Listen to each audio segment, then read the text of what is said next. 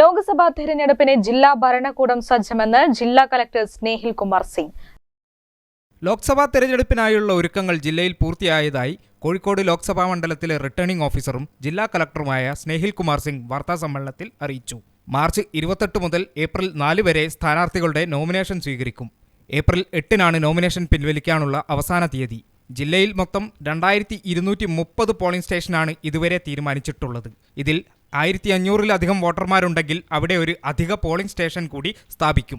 മുതിർന്ന പൗരന്മാർക്ക് വീട്ടിൽ തന്നെ വോട്ട് രേഖപ്പെടുത്താനുള്ള സൗകര്യങ്ങളും ഇതിനോടകം തന്നെ പൂർത്തീകരിച്ചിട്ടുണ്ട്. ജില്ലയിൽ 25 ലക്ഷം വോട്ടർമാരാണുള്ളത്.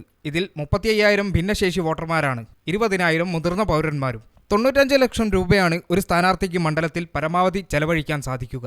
ഇത് സംബന്ധിച്ച വിവരങ്ങൾ എല്ലാ രാഷ്ട്രീയ പാർട്ടികൾക്കും കൈമാറിയിട്ടുണ്ട്. സ്ഥാനാർത്ഥി മണ്ഡലത്തിൽ ചെലവഴിക്കുന്ന തുകയെക്കുറിച്ച് നിരീക്ഷിക്കുന്നതിനായി പ്രത്യേക സംഘം തയ്യാറായിട്ടുണ്ട്. ഇതിനു പുറമെ സമൂഹ മാധ്യമങ്ങളടക്കം നിരീക്ഷിക്കുന്നതിന് പ്രത്യേക സംഘം തയ്യാറായിട്ടുണ്ടെന്നും കലക്ടർ അറിയിച്ചു. വ്യാജവാർത്ത സമൂഹ മാധ്യമങ്ങൾ വഴി പ്രചരിപ്പിക്കുന്നത് ശ്രദ്ധയിൽപ്പെട്ടാൽ ഉടനടി കടുത്ത നടപടി സ്വീകരിക്കുമെന്നും കലക്ടർ വ്യക്തമാക്കി.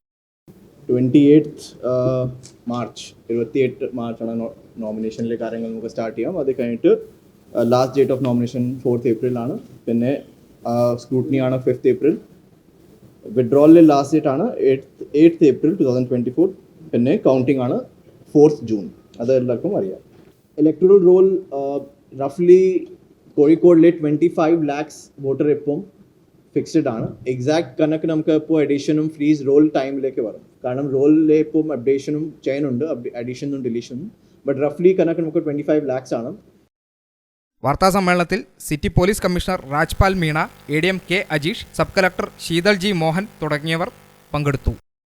News bureau, Kozhikode.